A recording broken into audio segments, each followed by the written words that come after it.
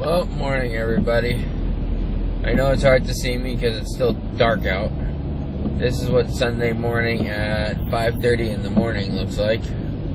Really dark. Where's my light? Yeah, that was not helpful, is it? So, not much really to report or rant and rave other than this is what Sunday morning at 5:30 in the morning looks like.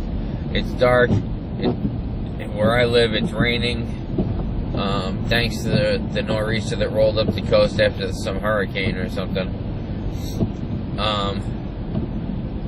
I really hate mornings. I've always said, whoever invented mornings, I want to go back in time and kill them. Mornings are no fun. I wish I could sleep in mornings. But then when I do, I've learned something as I've gotten older. My bladder has learned to tell time.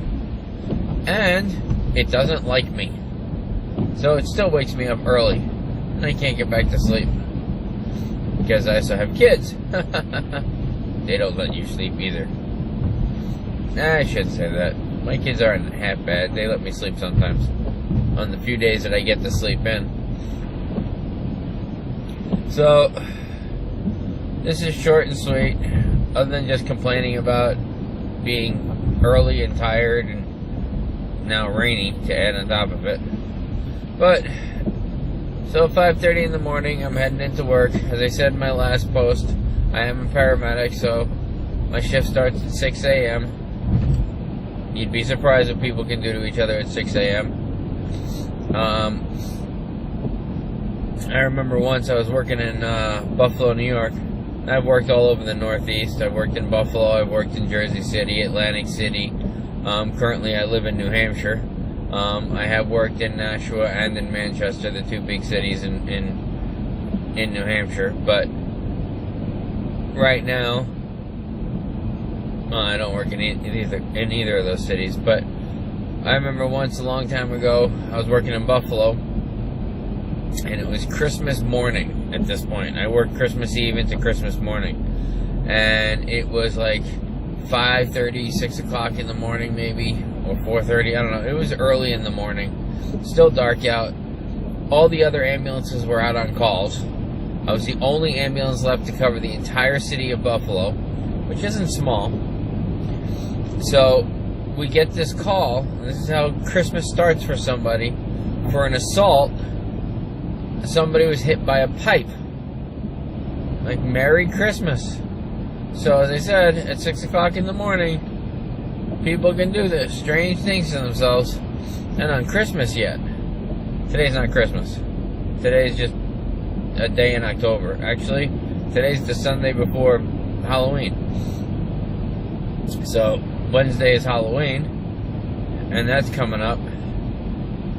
And, I actually put time off in the middle of my 24-hour shift so I could take my daughter trick-or-treating, and it was approved. So that was surprising, and that'll be cool. So I'll be able to take my daughter trick-or-treating for Halloween, on Halloween, because that's the way they do it here. It's actually on the actual day. We've lived in places where you go trick-or-treating on different days that are not Halloween. I never heard of that growing up either. As a kid, when Halloween was, you went trick-or-treating. And when Halloween was on a weekend, that was the best, because you can start bright and early and go all day long and go everywhere. Now they limit it to 2 hours, at least here in New Hampshire. For the most part, they limit it to 2 hours on Halloween day, from 6 to 8 p.m. Well, at least it's something. The kids enjoy it. It's usually not too late. And as I said, this year it's on a Wednesday. So they have school the next day. But yeah, well, I remember as a kid, if it landed on a Saturday or Sunday, you were up at the crack of dawn and you started your trick-or-treating early. And that was great. Can't do that no more. At least not here in New Hampshire. I don't know how it works in your state or where you live. I do remember that trick-or-treating, we were living in New Jersey, actually right on the Jersey Shore, when Hurricane or Superstorm Sandy rolled over and destroyed everything. And New Jersey actually postponed trick-or-treating for a week or so. So at least they still did it. It just wasn't on the same day. It was their attempt to try and regain some sort of normalcy back to, and let the kids have their trick-or-treating, because Sandy came about a week before Halloween and managed to destroy everything. And then a week after Superstorm Sandy hit, at least on the Jersey Shore, then it got really cold and we ended up with a snowstorm. Yeah. I actually was working through Hurricane Sandy. That was oh so much fun because my shift ended in the middle of the storm. So I wasn't staying. I was getting home to my family. That was a fun drive. How I didn't get stuck in any puddles, who the heck knows, but I made it home. Actually, I wasn't even staying at my house. I was staying at my father's house, who lived more inland. We were actually evacuated because we literally lived on the shore. I mean, right across the street was we had a boat dock. That's how close to the shore we were. I do miss it sometimes, but family is family, and I will go where my family goes. End the story. So, I guess that's going to be it for this morning. This ended up being a lot longer than I expected. Who knew? Any of the stories that I do tell in reference to my EMS career, they are true.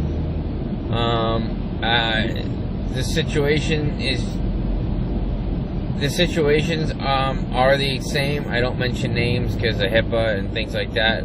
But I may not always mention the location of where some of these incidences took place because, again, of HIPAA. But if I'm talking about any of the calls I've ever been on, they're legit. As I said in the last post, I will never say I've seen it all because something strange will always happen, and something new will pop up, and go, hey, I'd never seen that before. This is a new one for me. I was watching Chicago Fire, and I sat there, and one of their patients on Chicago Fire, I was like, yeah, that one's new for me. That would definitely freak me out. Apparently some woman had if you watched the last episode of Chicago Fire on the October 24th episode, she had a parasite out between her skin and her skull, and it was moving. Yeah, that would creep me the hell out, I guarantee that.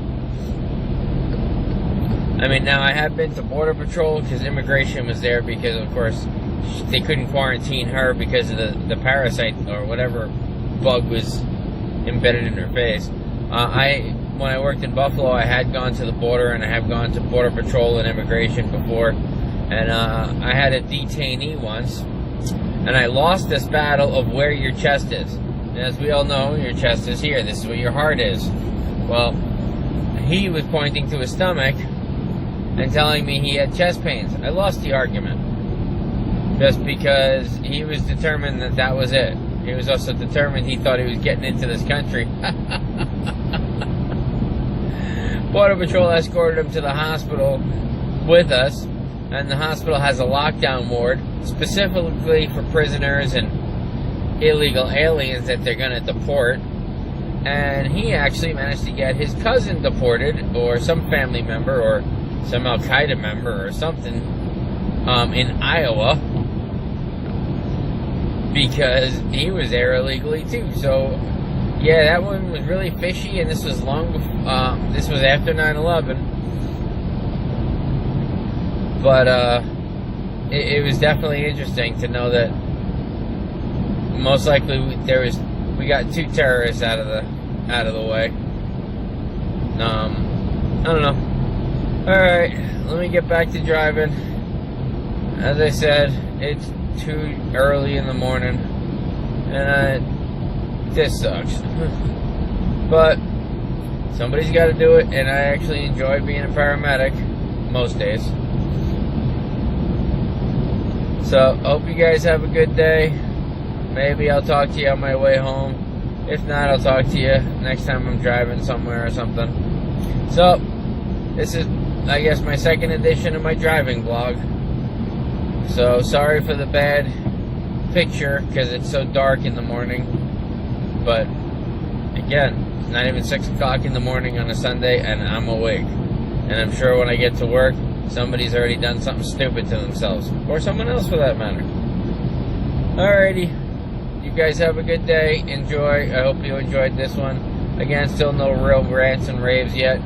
Mostly because it's too early to rant and rave. Alright. Have a good day. Bye.